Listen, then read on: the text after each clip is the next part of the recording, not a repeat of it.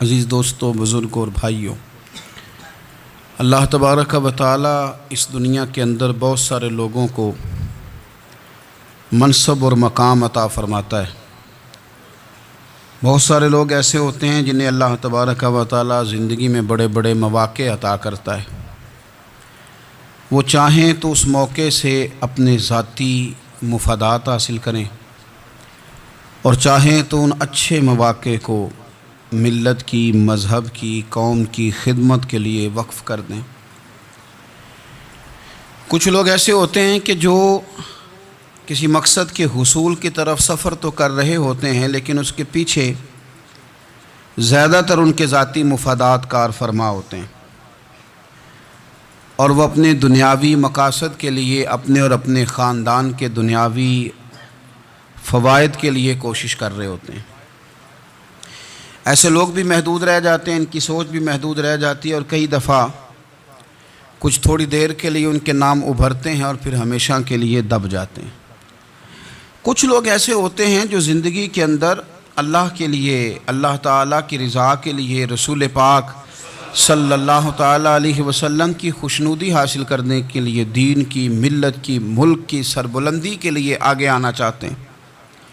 میرا رب کریم قرآن مجید سورہ حج میں ارشاد فرماتا ہے کہ الذین ان مکناہم فی الارض، کچھ لوگ ایسے ہیں کہ اگر ہم انہیں زمین میں اقتدار دیں، زمین میں اگر ہم انہیں قابو دیں تو وہ کیا کریں گے؟ اقاموا الصلاۃ و آتوا الزکوٰۃ، وہ نماز قائم کریں گے، زکوٰۃ ادا کریں گے، وامروا بالمعروف، نیکی کا حکم دیں گے، ونہوا عن المنکر، اور لوگوں کو بری باتوں سے منع کریں گے۔ وہ دینی، فکری، اصلاحی انقلاب برپا کر دیں گے، نماز کو عام کریں گے، زکوٰۃ کو عام کریں گے، بھلائی کا حکم دیں گے اور برائی سے منع کریں گے۔ اللہ تبارک و تعالیٰ نے ان لوگوں کو جب اقتدار دیا، وہ کون لوگ تھے؟ سیدنا صدیق اکبر، حضرت فاروق اعظم، سیدنا عثمان غنی، حضرت مولا علی رضوان اللہ تعالی علیہم اجمعین۔ اللہ نے جب ان لوگوں کو اقتدار دیا زمین کے اندر، اللہ تبارک و تعالی نے انہیں نبی پاک علیہ الصلاۃ والسلام کی نیابت کے لیے چنا، تو ان لوگوں نے یہ انقلاب برپا کیا، نمازیں عام ہو گئیں، شوق سے لوگ صدقات و خیرات دینے لگے، بھلائی عام ہوئی، برائی کا کلا کما کیا گیا۔ ہمارے ہاں بھی لوگ احتساب کی باتیں کرتے ہیں، ہمارے ہاں بھی لوگ کہتے ہیں کہ میں رشوت خوری کو، کرپشن کو، ناجائز چیزوں کو ہمیشہ کے لیے جڑ سے اکھیڑ پھینٹوں گا۔ لوگ دوسروں سے مطالبہ کرتے ہیں کہ یہ سارے کام جائز کریں، لیکن خود اس پر عمل کرنے کو تیار نہیں ہوتے۔ یاد رکھ لیں کہ یہ جو احتساب ہے، یہ انسان کی اپنی ذات سے شروع ہوتا ہے۔ آپ جب نظام احتساب دنیا کے اندر مستحکم کرنا چاہتے ہیں تو اس میں پھر آپ کو اپنی ذات کو سامنے پیش کرنا پڑے گا۔ آج ہم بات کرنے جا رہے ہیں سیدنا فاروق اعظم رضی اللہ تعالیٰ عنہ۔ تو جناب عمر فاروق رضی اللہ تعالیٰ عنہ کا جو نظام احتساب ہے، انہوں نے اس کو گھر سے شروع کیا تھا، اپنے آپ سے اس کا آغاز فرمایا تھا۔ ہمارے ہاں یہ ہوتا ہے کہ جس بندے کے اکاؤنٹ میں اچھے خاصے پیسے ہیں، وہ بل جمع کرانے جائے تو اسے لائن میں نہیں لگنا پڑتا، مینیجر صاحب اسے آگے بلا لیتے، تو وہ بعد میں کیا کہہ رہا ہوتا ہے؟ کہتا دیکھو اللہ نے کتنی عزت دی ہے، مجھے لائن میں نہیں لگنا پڑا۔ بھائی لائن میں لگنا تو آپ کا یہ تھا کہ آپ سمجھتے کہ سارے مسلمان ہیں، مومنین ہیں، برابر ہیں، تو میں کسی کو تکلیف میں مبتلا نہ کروں۔ جب آپ آگے چلے گئے تھے تو آپ نے بہت سارے لوگوں کا حق مارا تھا، وہ لائن میں جو لگے ہوئے تھے ان کا وقت لمبا ہو گیا تھا۔ آپ نے تو اپنے آپ کو احتساب کے لیے پیش ہی نہیں کیا، بلکہ آپ نے کہہ دیا کہ جناب میرا تو رتبہ اعلیٰ ہے، لہذا یہ میرا حق بنتا تھا، مجھے تو استحکام ملنا چاہیے تھا۔ یہاں بہت سارے لوگوں نے اپنے حق میں چیزوں کو اور رنگ میں پیش کیا۔ سیدنا فاروق اعظم رضی اللہ تعالیٰ عنہ نے اس نظام احتساب کو اپنے گھر سے شروع فرمایا۔ حضرت عمر فاروق رضی اللہ تعالیٰ عنہ اپنے بچوں سے فرمایا کرتے تھے کہ جب میں حکم لوگوں کو کروں گا نا، اپنی رعایا کو، مسلمانوں کو میں کوئی حکم دوں گا تو تمہیں پہلے اس پر عمل کرنا پڑے گا۔ آپ فرمایا کرتے تھے یاد رکھنا، لوگ تمہیں اس طرح دیکھیں گے، لوگ اس طرح تمہیں دیکھیں گے جس طرح گوشت کھانے والا پرندہ گوشت کو دیکھا کرتا ہے. چیل گوشت کھاتی ہے تو کیا کبھی اس کو پیغام بھیجنا پڑا ہے کہ تو آ جا یہاں گائے مر گئی ہے, بھینس مر گئی ہے؟ خود بخود اس کی نظر ہوتی ہے, وہ پہنچ جاتی. جناب عمر فرمانے لگے میرے گھر والوں, میرے بیٹوں, میری بیٹیوں, میری اہلیہ, لوگ تمہیں اس طرح دیکھیں گے جس طرح گوشت کھانے والے پرندے دیکھتے ہیں. لہذا میں جب کسی کو عمل کروں تو پہلے تمہیں اس پر عمل کرنا پڑے گا جب میں کسی کو حکم دوں. آپ فرمانے لگے یاد رکھنا اگر تم نے میرا حکم نہ مانا تو غیروں نے حکم نہ مانا تو انہیں ایک سزا ملے گی, اور اگر میرے گھر والوں نے نہ مانا تو ڈبل سزا ملے گی. تم پر ڈبل سختی کی جائے گی کہ تم نے میری بات کیوں نہیں مانی. یہ نظام احتساب ہے. ہم نہ دوسروں کے بچوں کا گلا کاٹ کے اپنے بچوں کی خوشیاں لینا چاہتے ہیں. ہم چاہتے ہیں کہ دوسروں کے بچوں کے حصوں کا مال میرے گھر میں آ جائے. آ جاتا ہے. کچھ لوگوں کی سیاست چل جاتی ہے, کچھ لوگوں کا فریب اور فراڈ کام کر جاتا ہے, لیکن وہ گھر روشن نہیں ہوتے. ان گھروں میں پیسہ ہوتا ہے پر قرار رخصت ہو جاتا ہے. ان گھروں میں آسانیاں اور وسعتیں تو آ جاتی ہیں لیکن ایک دوسرے کا احترام ختم ہو جاتا ہے. سیدنا فاروق اعظم رضی اللہ تعالیٰ عنہ کا یہ طریقہ تھا کہ وہ اپنے بچوں پر سختی کرتے. آپ ہمارے ملک میں یہ نظام ہے, موجودہ حکمران ہو یا ان سے پچھلے, بچے سب کے ملک سے باہر رہتے ہیں. یہاں رہتے ہیں تو محلات میں, باہر جاتے ہیں تو بڑی بڑی آسائشوں میں. ان کے بچوں کے لیے قانون بھی الگ سے ہیں, قاعدے بھی الگ سے ہیں, اور ہمارے ملک کے اندر تو ایک باقاعدہ پروٹوکول کا سسٹم ہے. اس سسٹم سے گزر کر بڑے بڑے لوگ چلنا پسند کرتے ہیں. ہمارے زمانے میں بھی کچھ چیزیں سرکاری ہوتی ہیں خالص, لیکن عجیب نظام ہے نا, ہر چیز کا کرایہ بڑھ جاتا ہے, سرکاری دکان کا نہیں بڑھتا. باقی دکانیں 5-6 سال کے لیے ملتی ہیں, سرکاری دکان پہ آپ قبضہ کرنا چاہیں تو پورے 100 سال کے لیے مل جاتی ہے. چونکہ یہ عام عوام کی پراپرٹی ہے تو اس کے ساتھ جو مرضی کو سلوک کرے. ایک سرکاری چراگاہ تھی جس کے اندر جانور چرا کرتے تھے. ہمارے ہاں بھی پنجاب میں کچھ جگہیں ہوتی ہیں تو ہم لوگ کہتے ہیں شام لاٹ ہے. سرکاری چراگاہ میں جانور چرا کرتے تھے. حضرت عمر فاروق رضی اللہ تعالیٰ عنہ کے صاحبزادے سیدنا عبداللہ ابن عمر رضی اللہ تعالیٰ عنہ نے بھی ایک اونٹ خرید لیا. تو سب لوگوں کے جانور سرکاری چراگاہ میں چرتے تھے, آپ نے بھی اپنا جانور وہاں چرنے کے لیے, کھانے پینے کے لیے چھوڑ دیا. وہ جب اونٹ آیا تو پتلا تھا, کچھ دنوں کے بعد وہ فربا ہو گیا, طاقتور ہو گیا, موٹا تازہ ہو گیا. حضرت سیدنا عبداللہ ابن عمر رضی اللہ تعالیٰ عنہ نے بیچا تو وہ ڈبل قیمت سے بھی زیادہ کا بکا, کیونکہ پہلے دبلا پتلا تھا, اب موٹا تازہ فربا ہو گیا. حضرت سیدنا فاروق اعظم رضی اللہ تعالیٰ عنہ کو پتہ چلا تو بلایا, فرمایا پتر اونٹ بیچ دیا ہے؟ ابا جی بیچ دیا ہے. فرمایا کتنے کا خریدا تھا؟ اتنے کا. بیچا کتنے کا؟ ڈبل قیمت بتائی. فرمایا اس طرح کر کے اصل رکھ لے اور جو اوپر ملی ہے مجھے دے دے. حضور آپ نے کیا کرنی ہے؟ فرمایا میں سرکاری خزانے میں جمع کروں گا. حضور کیوں؟ فرمایا اس لیے کہ تیرا اونٹ سرکاری جگہ پہ چرا کرتا تھا, وہ گھاس سرکاری جگہ سے کھاتا تھا. حضور سب کے کھاتے. حضرت عبداللہ ابن عمر کہنے لگے سب کے کھاتے ہیں. آپ فرمانے لگے تو سب میں شامل نہیں ہے, تو امیر المومنین کا بیٹا ہے, تجھے میں یہ حق نہیں دے سکتا, تیرے اوپر تھوڑی سختی زیادہ کی جائے گی, تجھے یہ حق نہیں ملے گا. تو اپنے اونٹ کو چونکہ سرکاری چراگاہ میں چرایا کرتا تھا, لہذا تجھے وہ جو اصل رقم یہاں جمع کرانی پڑے گی. ہمارے تو بچے پہلی بات تو یہ ہے کہ بات ہی نہیں سنتے. یہ سب کے بچوں کی بات کر رہا ہوں, وہ ٹیچر کے بچے ہوں, سیٹھ کے بچے ہوں, پیر کے بچے ہوں, امام صاحب کے بچے ہوں, کسی کے بچے ہوں, پہلے تو سنتے نہیں. اور اللہ خیر کرے اگر آپ کوئی سنانا چاہیں تو فوری طور پر وہ ہوم منسٹری کے پاس پہنچ جاتے ہیں, ان کی اماں ان کی وکیل بن جاتی, آپ کہہ ہی کچھ نہیں سکتے. حالات رخ بدل جاتے. اس کا نقصان یہ ہوتا ہے کہ ان کو تراشا نہیں جا سکتا, ان کو ہیرے نہیں بنایا جا سکتا. ان کے اوپر کچھ ایسی میل کچیل چڑھ جاتی ہے جو بڑی عجیب و غریب ہوتی. اور کچھ لوگ ایسے ہوتے ہیں جو خرابی کرنے میں بھی اپنا کردار ادا کرتے ہیں, خرابی کرنے میں. اور بڑے لوگوں سے منسلک ہونے کے لیے لوگ رستے تلاش کرتے ہیں, رستے. میں چونکہ چیزوں کا مطالعہ کرنے کا بڑا شوقین ہوں تو میں میری والدہ داخل تھیں کئی سال پہلے ہسپتال میں، تو مجھے اس ہسپتال میں کچھ دن رہنا پڑا، ایک پرائیویٹ ہاسپٹل تھا، تو اس میں انہوں نے جگہ جگہ لکھ کے لگایا تھا ملازمین کو بخشیش نہ دیں، ہم ان کو بڑی اچھی معقول تنخواہ دیتے ہیں، سیلری بڑی عمدہ ہے، تو لوگ بخشیش نہ دیں۔ میں نے جو مینجمنٹ کے لوگ تھے ہاسپٹل کے، ان میں سے ایک سے میں نے کہا کہ اگر کوئی بندہ اپنی خوشی سے دینا چاہے تو آپ نے بڑا موٹا لکھ کے لگایا برائے مہربانی ان کو بخشیش نہ دیں۔ اس نے بڑی قیمت، سادہ آدمی تھا پر میری بڑی اس نے مجھے بات بتائی، مجھے نفع ہوا۔ کہنے لگے مولوی صاحب جب کچھ امیر لوگ ہسپتال میں مریض لے کے آتے ہیں تو وہ صفائی والے کو پہلے ہی 500 روپیہ دکھا لیتے ہیں آتے ہی، پھر وہ جیسے آواز دیتے ہیں صفائی والے فٹافٹ اندر آتے ہیں، ان کا کمرہ صاف کرتے ہیں۔ تو سارے تو بیچارے اتنے مالدار نہیں ہوتے کہ آتے ہی پہلے کام والے کو 500 دیں۔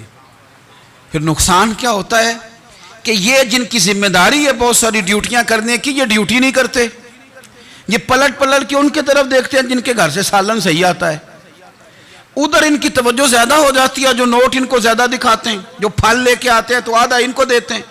تو ہم یہ کہتے ہیں یہ کام ہی نہ کرو، یہ اپنی تنخواہ پہ کام کریں تاکہ ہر آنے والے کا درد سمجھیں، ہر ایک کو یکساں یہ سروسز فراہم کریں۔ تو ہم یہ کام کرتے ہیں، ہم ایم پی اے کے اور کسی سے ہمارا تعلق نہ بنے تو ہم جناب اس کے ڈرائیور سے ہی تعلق بنا لیتے ہیں، ہم وہ جو آپریٹ کرنے والا ہوتا ہے ٹیلی فون اسی سے بڑا تعلق بناتے ہیں، اس کو مٹھائی کا ڈبہ جلدی پہنچا دیتے ہیں۔ تو اسی طرح سے بڑے لوگوں کی اولادوں کو بگاڑا جاتا ہے۔ حضرت عاصم بن عمر رضی اللہ تعالیٰ عنہ، یہ سیدنا فاروق اعظم کے بیٹے تھے، مصر گئے تو لوگوں کو پتہ چلا حضرت عمر کے بیٹے آئے، لوگوں نے تحفے دیے، بڑی بڑی چیزیں آپ کو دی، حضرت عمر کا بیٹا آیا ہے، بڑے گفٹ دیے۔ تو صاحبزادے واپس آئے تو ان کے پاس بڑے تحائف تھے، سیدنا عمر فاروق رضی اللہ تعالیٰ عنہ نے دیکھا تو فرمایا ادھر لانا تحفے۔ کہا ابا جی لوگوں نے مجھے دیے ہیں۔ فرمایا تو نے کیوں بتایا تھا کہ میں امیر المومنین کا بیٹا ہوں؟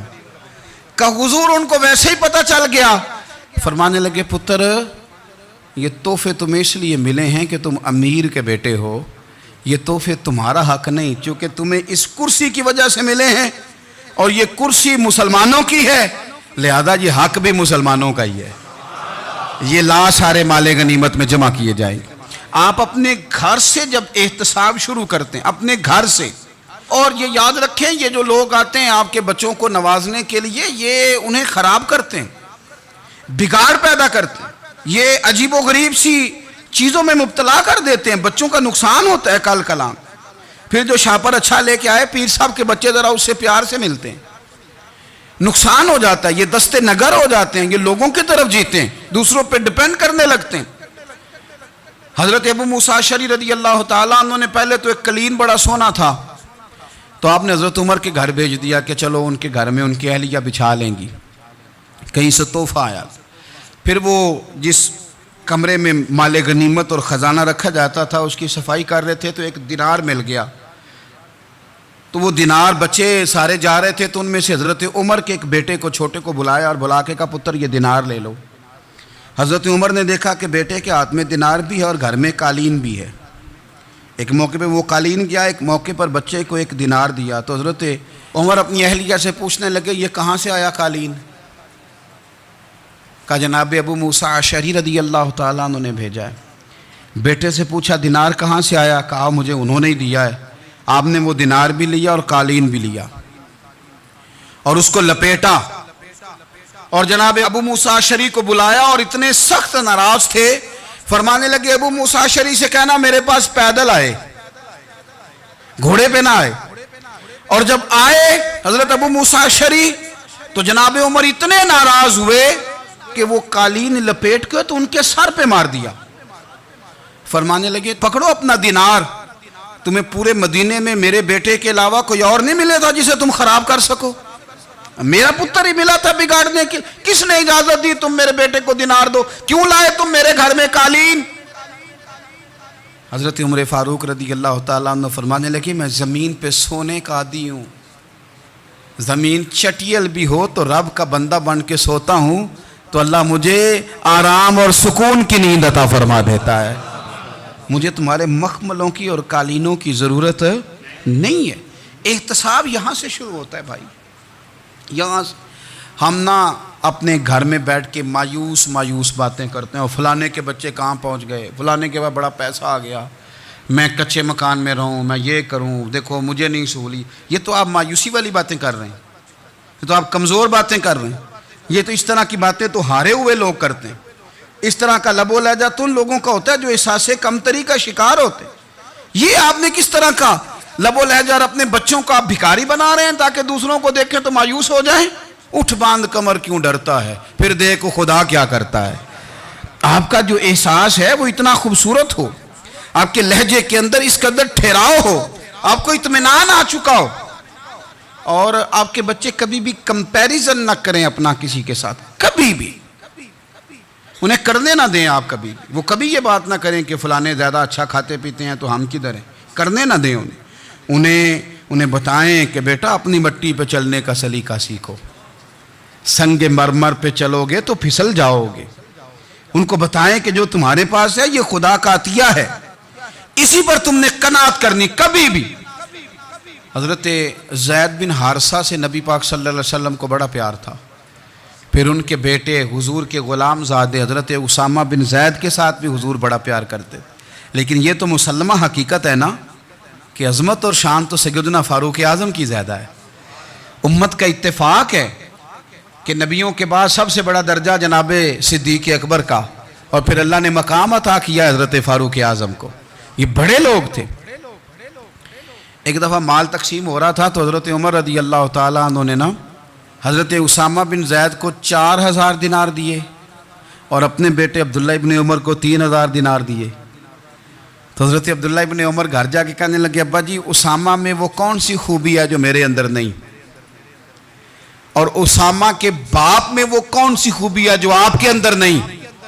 تو حضرت عمر کی عاجزی دیکھیے، حالانکہ بالاتفاق دنیا جانتی ہے کہ جناب عمر فاروق رضی اللہ تعالیٰ عنہ افضل ہیں، پھر بھی پتہ اپنے بیٹے سے کیا کہتے ہیں؟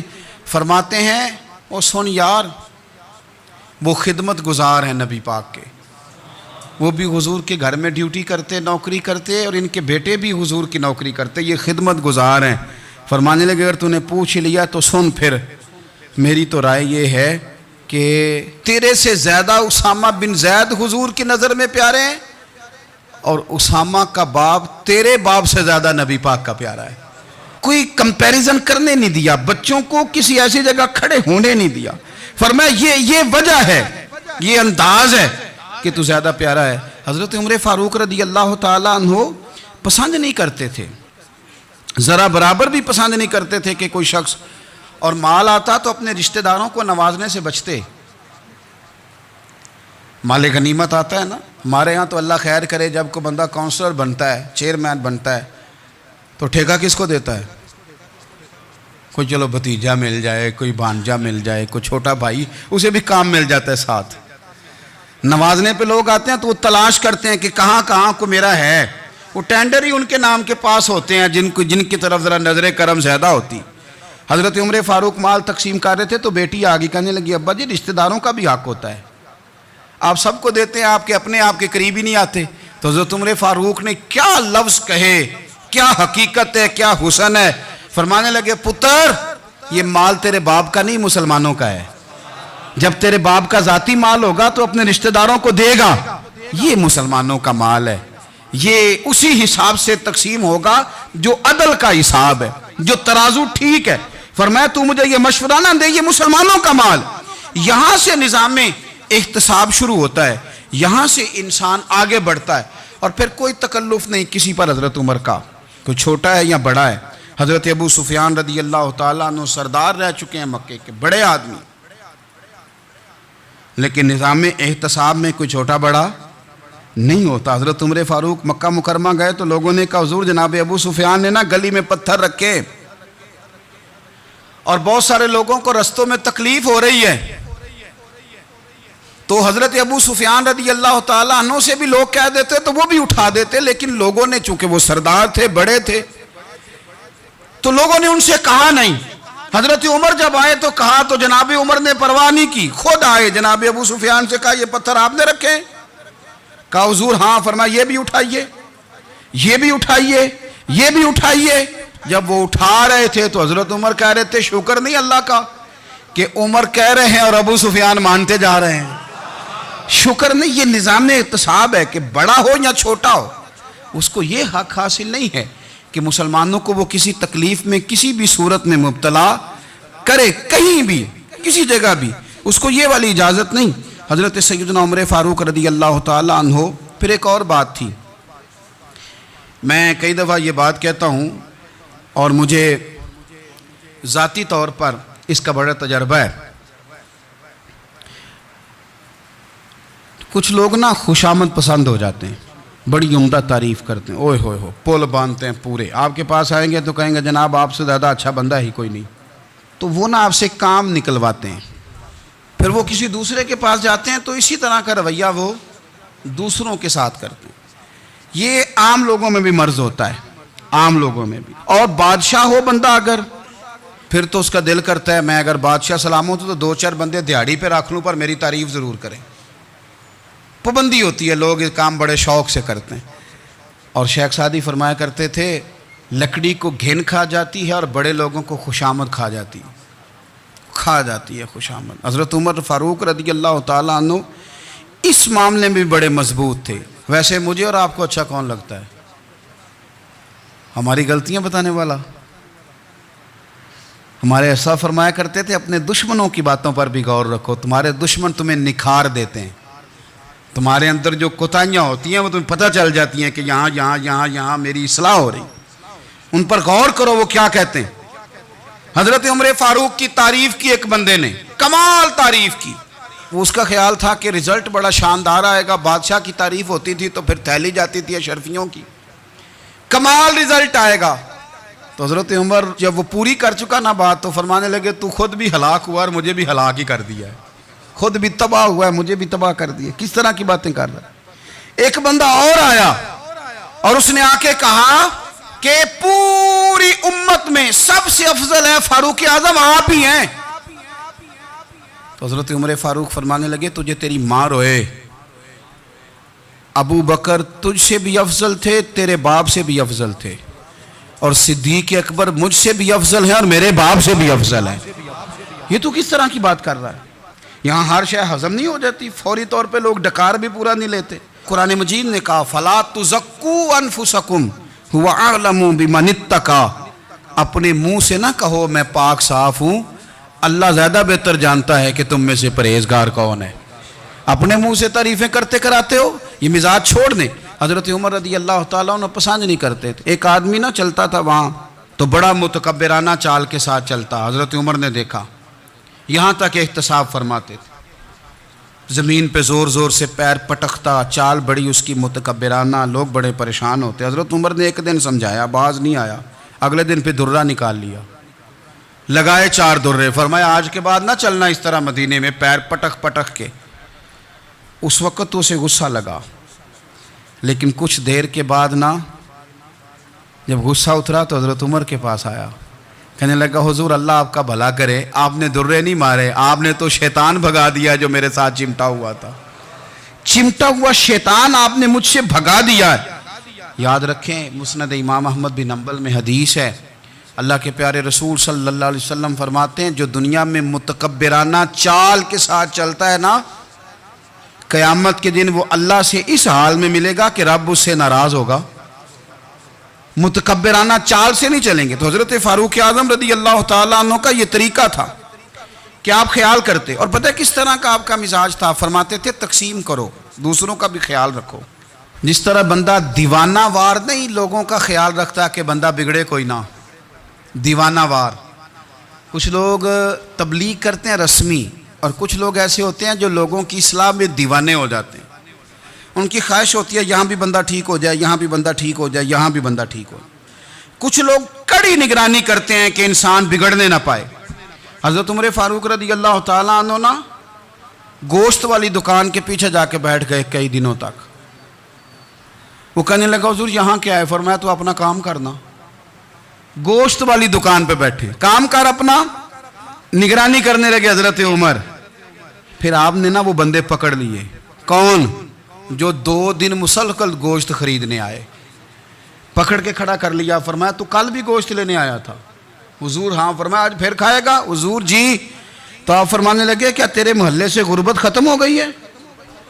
تیرے رشتہ دار سارے پیٹ بھر کے کھاتے ہیں، تو دو دو دن گوشت لینے آتا ہے؟ فرمایا آج کے بعد مسلسل گوشت لینے آیا تو درے سے ماروں گا، خبردار یہ کام نہ کرنا۔ یہاں تک نظام احتساب کا جب خیال رکھا جائے پھر حالات بگڑا نہیں کرتے، پھر وہ قابو میں رہا کرتے ہیں۔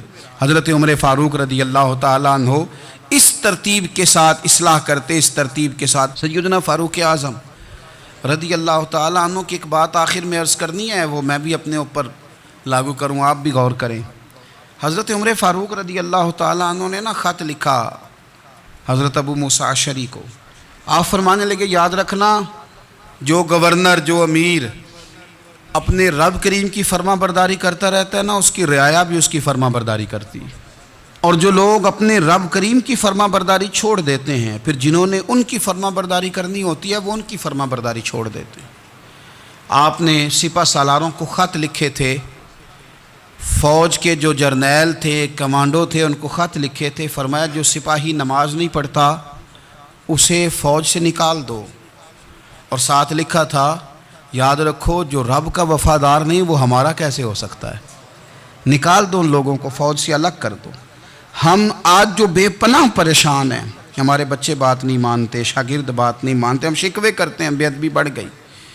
ادب کے ساتھ میں گزارش کروں گا بڑوں کی بارگاہوں میں، جو میری طرح کے بڑے بنے ہوئے ہیں، بزرگوں سے نہیں بات کرتا، ان سے میں کہوں گا کہ ہمیں ایک دفعہ اپنے اوپر بھی تو غور کر لینا چاہیے، کہیں ایسا تو نہیں ہے کہ ہم جب تک اللہ تعالیٰ کے فرما بردار تھے، جب تک ہم تقوی کے معیار پر تھے، ہماری بات ماننے والے ہماری بات مان رہے تھے، کہیں ایسا تو نہیں کہ ہم اس معیار سے ہل گئے ہیں تو اب جو ہمارے فرما بردار تھے وہاں سے ہل گئے۔ حضرت عمر رضی اللہ تعالیٰ عنہ فرمایا کرتے تھے کہ لوگوں کو عجب میں مبتلا نہیں ہونا چاہیے، خود پسندی کا جو ماحول ہوتا ہے اس سے لوگوں کو ہمیشہ نکلنا چاہیے۔ حضرت عمر کے ایک صاحبزادے نے کنگھی کر لی، اچھا لباس پہن لیا تو درہ مارا جناب عمر نے، تو آپ کی بیٹی کہنے لگی ابا یہ تو بالکل جائز ہے، اچھے کپڑے پہننا، اچھا لباس پہننا اور سر میں کنگھی کر لینا، اس پر درہ کیوں مار دیا؟ تو آپ فرمانے لگے بیٹا یہ خود پسندی میں مبتلا ہونے لگا تھا، یہ اپنے آپ کو بہت بھلا سمجھنے لگا تھا، اس کا خیال تھا کہ میں ہی ہوں، میرے علاوہ کوئی نہیں، یہ اس مقام پہ جا رہا تھا جہاں اس کی تربیت رک جاتی، اس لیے درہ مارا ہے۔ ایک دفعہ حکومتی معاملات کے اندر آپ کی اہلیہ نے مشورہ دینا چاہا، بڑے کام بیویاں نہیں کرتی، بڑے بڑے معاملات میں مداخلت نہیں کرتی۔ ہمارے بر صغیر میں وہ بادشاہ نہیں گزرا کہ جو فیصلہ کرتا تھا تو کرسی پہ بیٹھ جاتا تھا اور پردے کے پیچھے اس کی بیوی بیٹھ جاتی تھی، اور جب وہ فیصلہ سنانے لگتا تو یوں گردن پیچھے کرتا اور اہلیہ جو کہتی وہ فیصلہ سنا دیتا۔ لیکن ایک دفعہ خاتون نے ایک آدمی کو حضرت عمر نے معزول کیا تو آپ کی اہلیہ نے، اس آدمی کی اہلیہ حضرت عمر کی اہلیہ سے ملی ہوں گی، تو خاتون نے ذرا سفارش کرنی چاہی، تو جناب عمر فاروق رضی اللہ تعالیٰ عنہ کے ہاتھ میں عصا تھا، ڈنڈا تھا، 2-3 دفعہ زمین پہ مارا، فرمایا تمہیں کس نے اجازت دی ہے حکومتی معاملات میں مشورہ دینے کی؟ یہ مشورہ مولا علی دیں گے یا عثمان غنی دیں گے؟ آپ کو کس نے اجازت دی؟ وہ حکومتی معاملات، وہ مسلمانوں کا اجتماعی معاملہ، وہ مسلمان دیکھیں گے، آپ کو اس میں آنے کی اجازت نہیں ہے۔ جو آپ کی ذمہ داریاں ہیں، آپ کے حقوق ہیں، ان پر آپ بات کریں۔ تو بھائی نظام میں احتساب اپنی ذات سے شروع کریں۔ ہماری اولادیں، ہمارے بچے، وہ باہر سے انہوں نے زیادہ اثر نہیں لیا، ہم نے انہیں بتایا ہے کہ ہم بڑے غریب ہیں، ہم بڑے مجبور ہیں، ہم تو بڑے کمزور ہیں، ہماری تو سنتا کوئی نہیں، یہ تو امیروں کا ملک ہے، اس میں تو فلانے کو اہمیت حاصل ہے۔ ان باتوں نے ہمارے بچوں کو کمزور کیا ہے، ان باتوں نے ہمارے بچوں کے دلوں میں احساس کمزوری پیدا کیا ہے۔ آپ ان کو جینا سکھائیں، آپ ان لوگوں کو بتلائیں کہ رب کریم نے جو تمہارے لیے بہتر سمجھا وہ تمہیں اپنے فضل سے بڑا عطا فرمایا ہے۔ آپ ان کو ان کے مقام پر رہ کر خوددار اور قناعت پسند ہونا سکھائیں، آپ یقین کریں گھر امن والا بن جائے گا۔ بچے اگر بھنا ہوا گوشت کھا رہے ہوں اور پھر بھی لاڑی رہے ہوں کہ مسالہ میری مرضی کا نہیں، سٹائل میری مرضی کا نہیں، ٹیسٹ میری مرضی کا نہیں، یہ والا گوشت میں نے نہیں کھانا، یہ اس طرح کر کے بنا ہوتا تو پھر میں نے کھانا تھا۔ وہ زیادہ خوفناک صورتحال ہو جاتی ہے۔ لیکن اگر ابا جی اماں جی گھر والے کھیتوں میں کام کر رہے ہوں اور بچے اچار کے ساتھ روٹی لے کے جائیں اور بننے پہ بیٹھ کے پھٹے پہ بیٹھ کے وہ پھر کھانا شروع کریں، اور جب وہ اچار آئے اور وہ ایک دوسرے کو کہیں کہ آج تو 2 کلے ہو گئے میرے کام کے، اس دفعہ تو دیکھنا ہماری فصل کتنی شاندار ہوگی، ایک دوسرے کو دیکھ دیکھ کے وہ ہنسیں اور مسکرائیں اور ان کی باتوں میں لذت ہو، اور پھر وہ کہیں کہ آم بڑے اچھے مل گئے تھے، دیکھو اچار کتنا سونا آ گیا ہے، دیکھو یہ کس قدر زیادہ اچھا ٹیسٹ ہے، تیل بھی بڑا اچھا ہے، گل بھی بڑے وقت پہ گیا ہے۔ آپ یقین کریں یوں لگتا ہے کہ کائنات کی سب سے بہترین روٹی یہ لوگ کھا رہے ہیں۔ یہ سوچ حضرت عمر نے ہمیں دی ہے، یہ فکر جناب عمر نے ہم تک پہنچائی ہے۔ اللہ ہمیں سمجھنے کی توفیق عطا فرمائے۔